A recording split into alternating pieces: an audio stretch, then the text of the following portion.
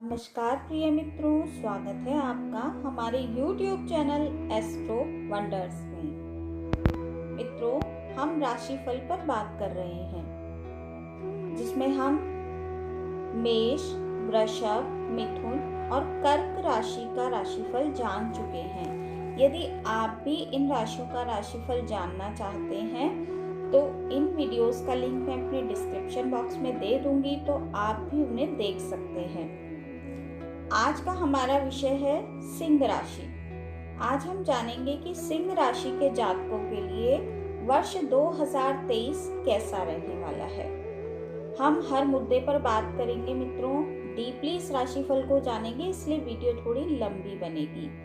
हम आपके स्वास्थ्य, करियर, प्रेम, विवाह आदि हर फैक्टर पर बात करेंगे और वीडियो के अंत में हम कुछ उपाय भी जानेंगे जिससे कि आप अपने आने वाले वर्ष को बेहतर बना सकते हैं। और मैं आपका धन्यवाद करना चाहूंगी कि आपको मेरे राशिफल की ये जो वीडियोस हैं ये बहुत पसंद आ रही हैं। तो आप जो ये वीडियो देख रहे हैं उसके लिए आपका तहे दिल से धन्यवाद। तो चलिए शुरू करते हैं आज की वीडियो को और जानते हैं कि सिंह राशि का आने वाला वर्ष कैसा रहेगा। तो सबसे पहले मैं आपको ये बता दूं कि सिंह राशि के लिए आने वाला जो वर्ष है वह मध्यम परिणाम देने वाला है। कुछ क्षेत्रों में बहुत अच्छा रहेगा और कुछ में थोड़ी ध्यान देने की आवश्यकता है। ये हम आगे वीडियो में जानेंगे कि कौन से क्षेत्रों में आपको अच्छे परिणाम मिलेंगे और किन क्षेत्रों में आपको ध्यान देने की आवश्यकता है। मित्रों, शनिदेव जो है वो वर्ष की शुरुआत में यानी 17 जनवरी 2023 को आपके सप्तम भाव में प्रवेश कर जाएंगे।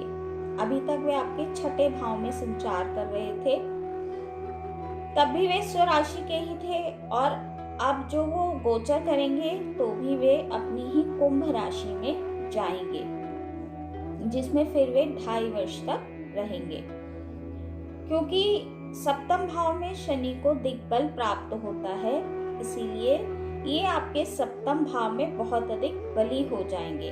हालांकि शनि आपके लिए मार्केश बनते हैं, परंतु गोचर में मार्केश का विचार नहीं किया जाता है, तो ये आपको उत्तम फल ही प्रदान करेंगे।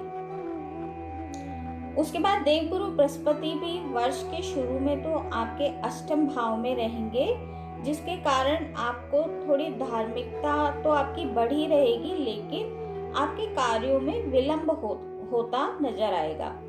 परंतु 22 अप्रैल 2023 को 22 अप्रैल 2023 को देवगुरु बृहस्पति भी अपनी मेष राशि में आपके नवम भाव में प्रवेश करेंगे। मंगल की राशि में वे प्रवेश करेंगे और ये जो गोचर होगा ये आपके लिए बहुत अच्छा रहने वाला है, क्योंकि देवगुरु बृहस्पति आपके नवम भाव में आपके भाग्य की वृद्धि का सुंदर योग बनाएंगे। आपकी लंबी लंबी यात्राएं होंगी और आपको 22 अप्रैल के बाद अच्छे परिणाम भाग्य की तरफ से मिलने लगेंगे।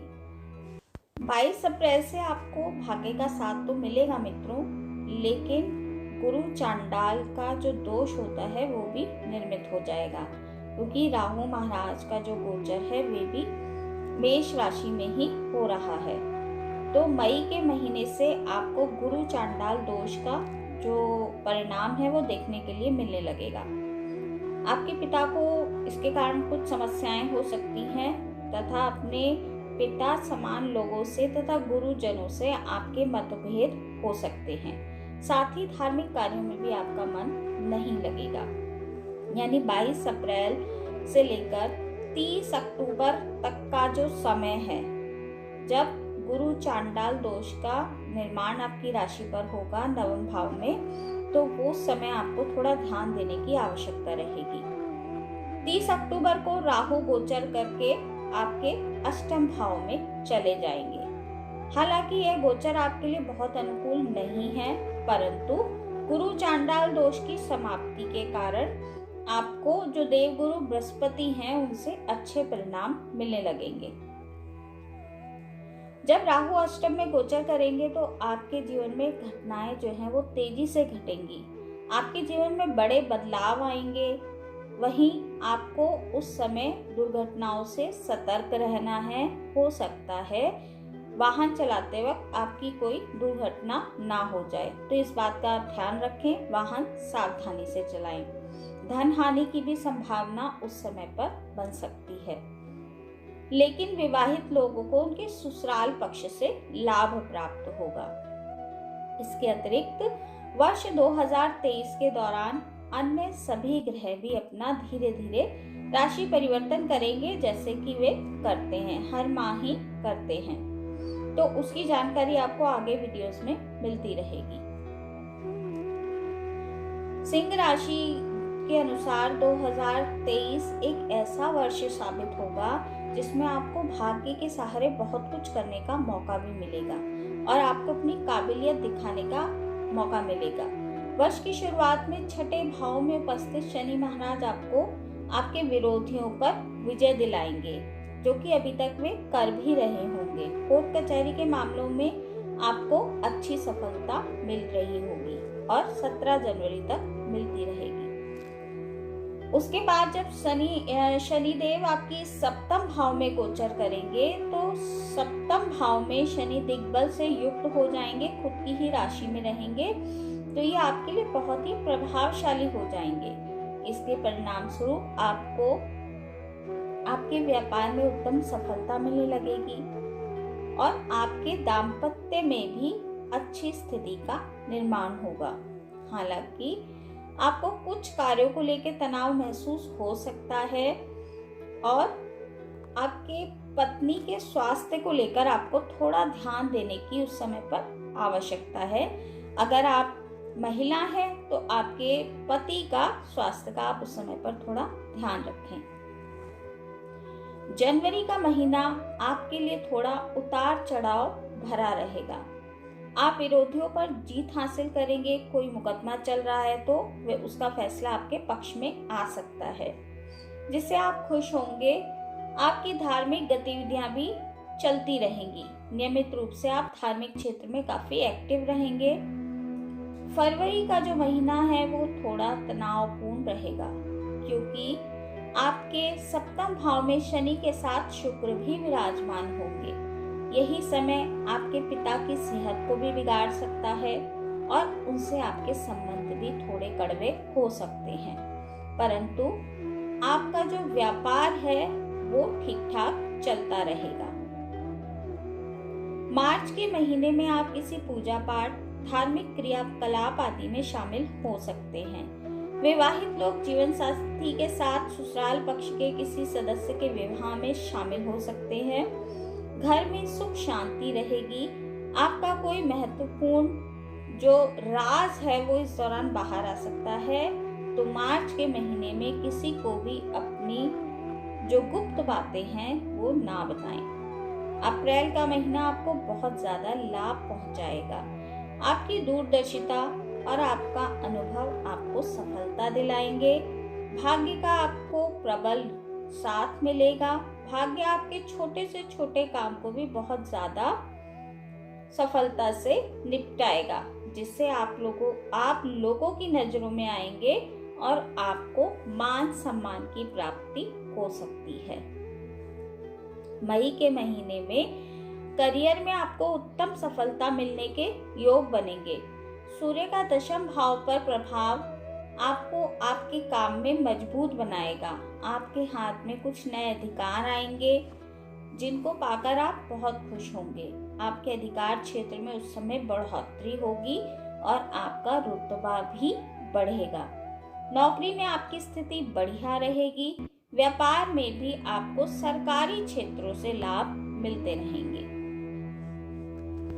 जून के महीने में उत्तम आर्थिक लाभ होने की स्थिति बनेगी। आपके द्वारा किए गए प्रयासों में आपको सफलता मिलेगी। सरकारी क्षेत्र से धन लाभ के योग उस समय बनेंगे। आपके कार्य में आपको सफलता मिलेगी और निजी जीवन के लिए भी यह समय काफी लाभदायक रहेगा और आपकी परेशानियों में इस समय कमी आएगी। आगे जुलाई का जो महीना है मित्रों, वे थोड़ा उतार चढ़ाव भरा रहेगा। खर्चों में थोड़ी बढ़ोतरी होती दिखाई देती है इस महीने में, लेकिन इस दौरान आपकी कोई विदेश यात्रा या लंबी दूरी की यात्रा हो सकती है। यदि आपने इस विषय में पहले से प्रयास किया हुआ है तो इस समय आप उस यात्रा को कर सकते हैं। अगस्त का महीना आपको आत्मविश्वास से लबरेज बनाएगा। आपका काम करने का तरीका लोगों को पसंद आएगा। आपका सामाजिक दायरा बढ़ेगा। लोग आपको महत्व देंगे। आपके संपर्क गणमान्य लोगों से बनेंगे। ऊंचे पद पर आसीन व्यक्तियों, नेताओं आदि से आपको सम्मान मिलेगा तथा उनसे मिलने का मौका भी उस समय पे आपको मिलेगा।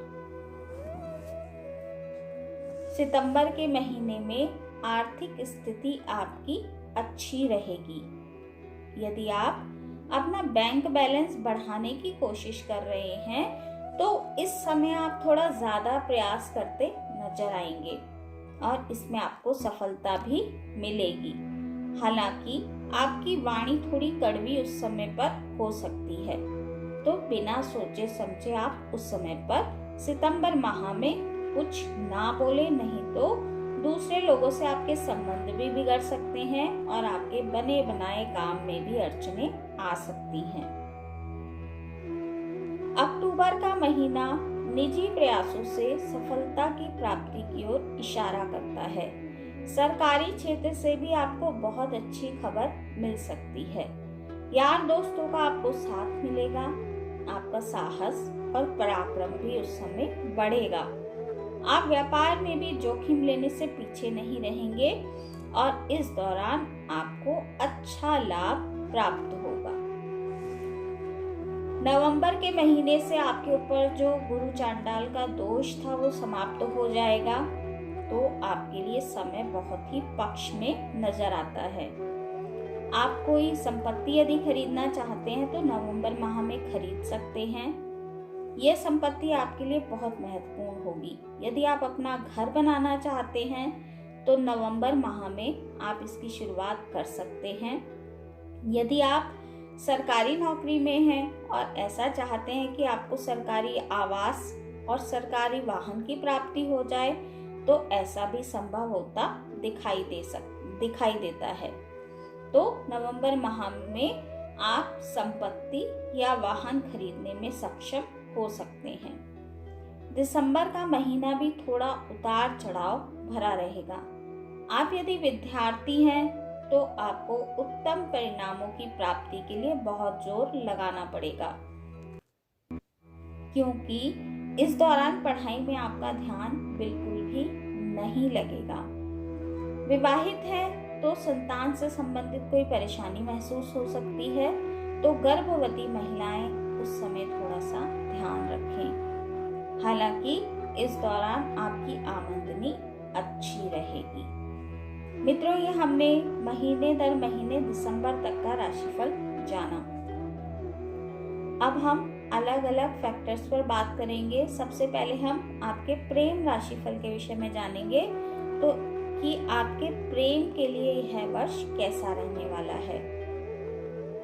तो 2023 सिंह राशि वालों के लिए प्रेम संबंधों में बहुत ज्यादा सफलता की उम्मीद यदि कर रहे हैं तो आपकी ये उम्मीद पूरी होगी। यानी प्रेम संबंधों के लिए यह वर्ष आपके लिए अच्छा रहेगा। वर्ष की शुरुआत में सूर्य और बुध दोनों आपके पंचम भाव में रहेंगे, जो आपके प्रियतम को काफी अधिक बुद्धिमान बनाएंगे और आपको उनकी बुद्धिमानी से बहुत ही खुशी होगी।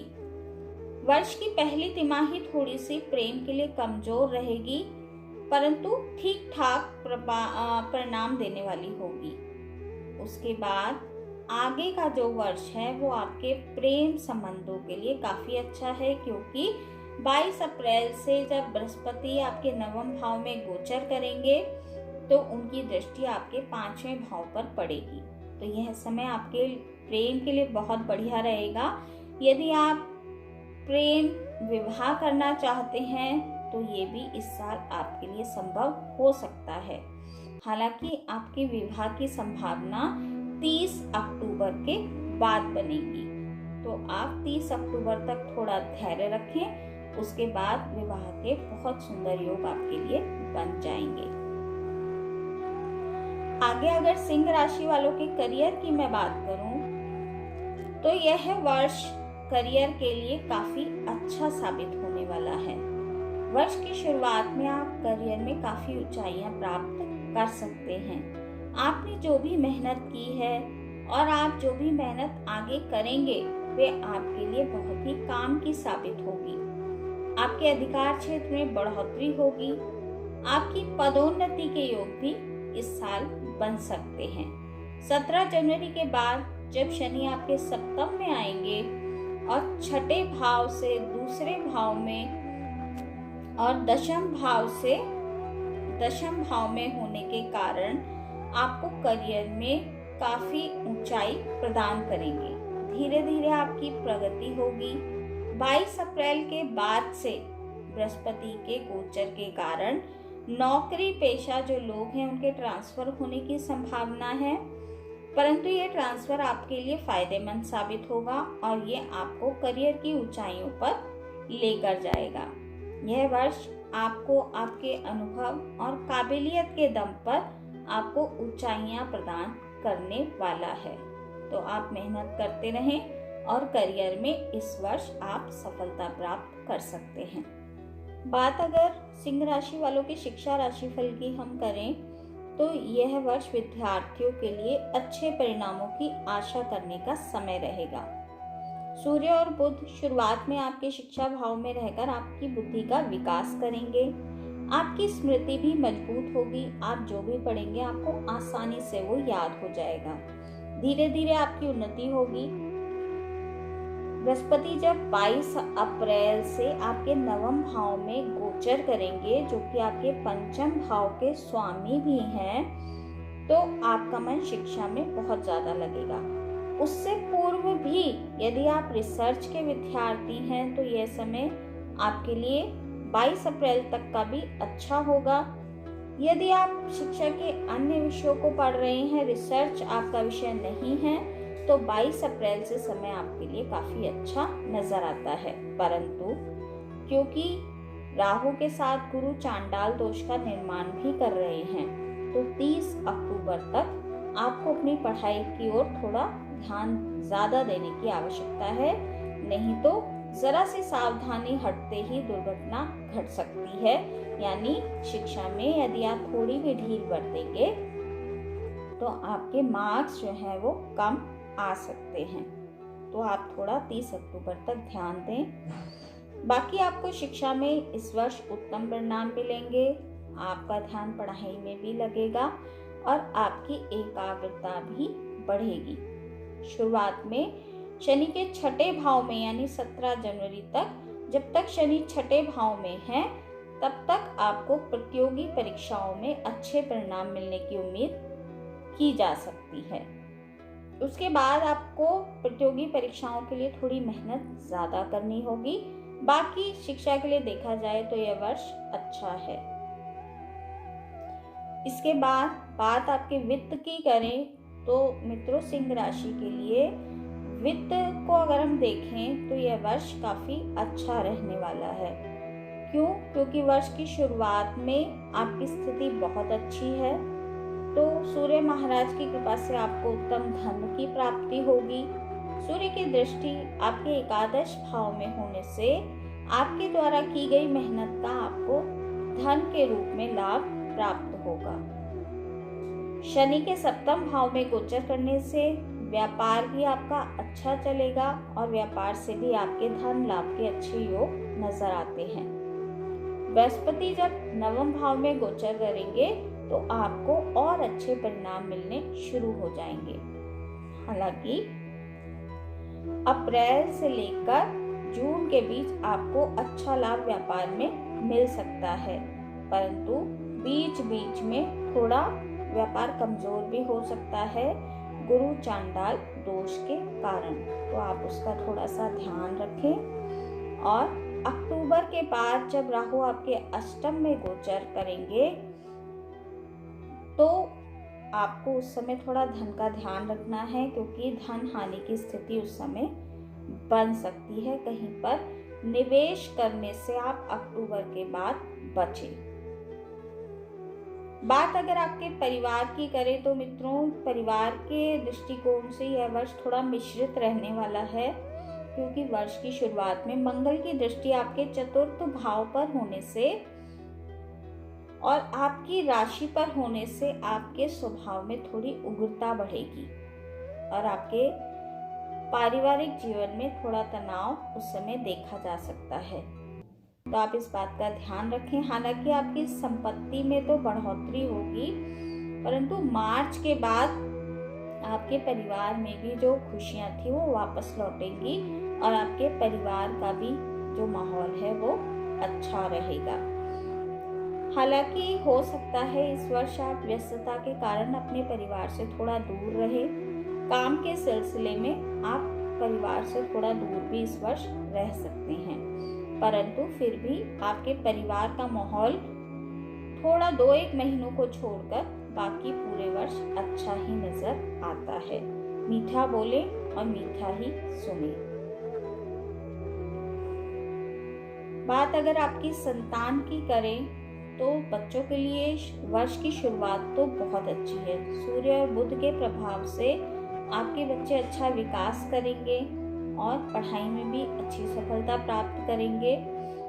हाँ, उनकी सेहत में थोड़ा उतार चढ़ाव रह सकता है। उनको सिर दर्द या बुखार जैसी परेशानियां हो सकती हैं और आप संतान को लेकर 22 अप्रैल के बाद थोड़ा चिंतित रह सकते हैं।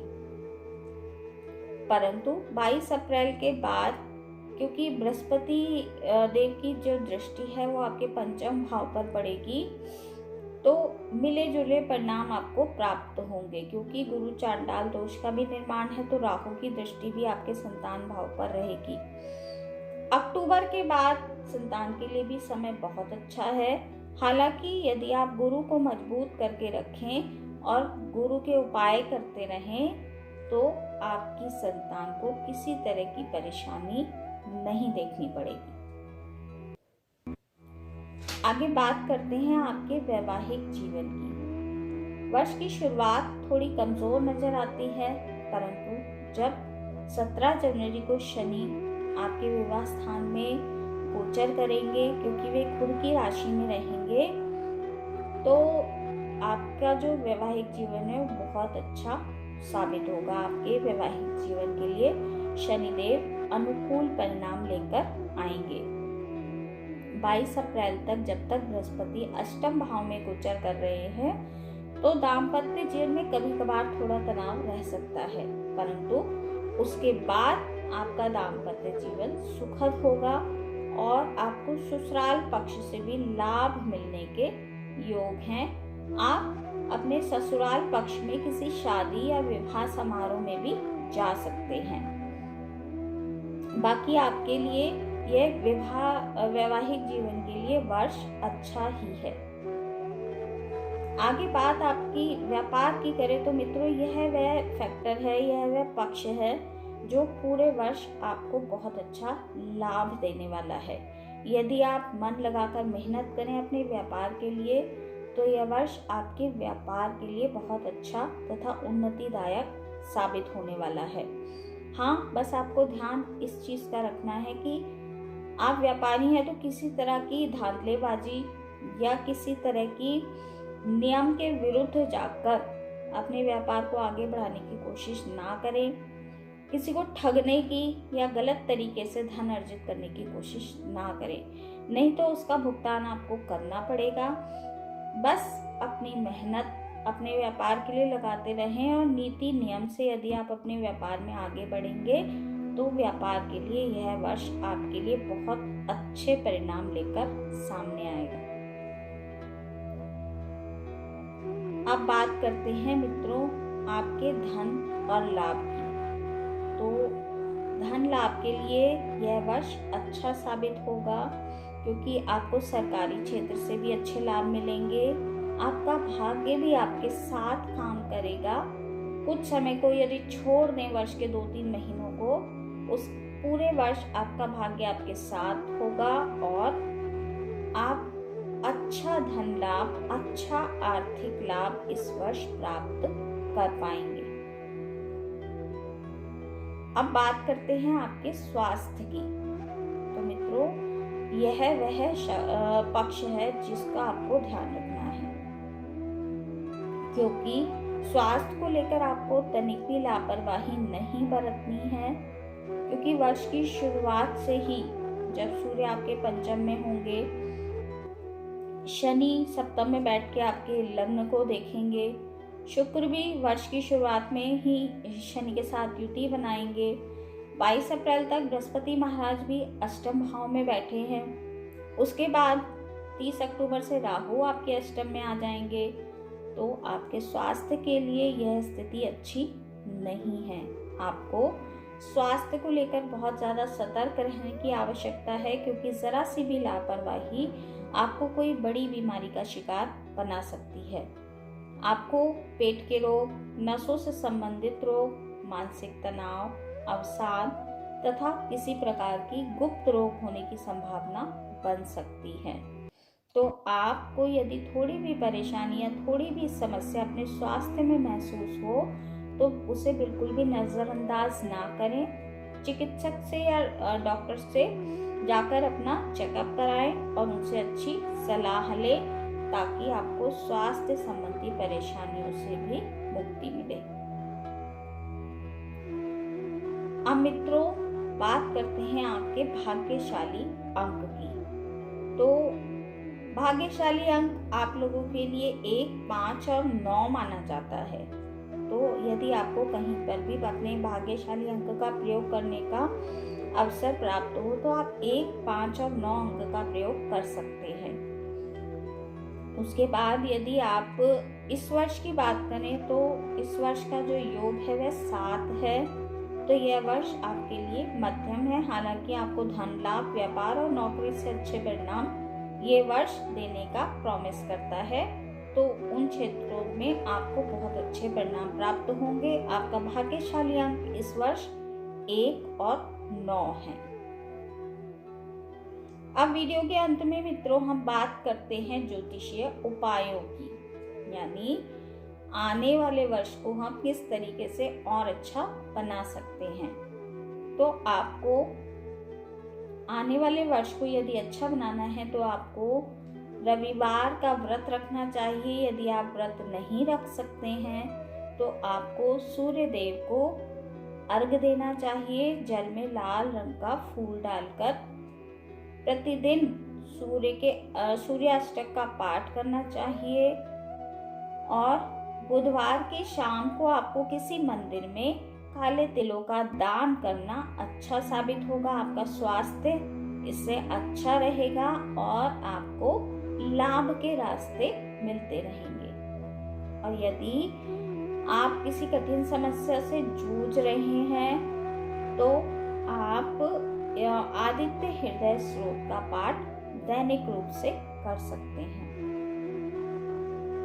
तो मित्रों, ये थी सिंह राशि वालों के लिए 2023 का राशि की जानकारी जो हमने इस वीडियो में पाई।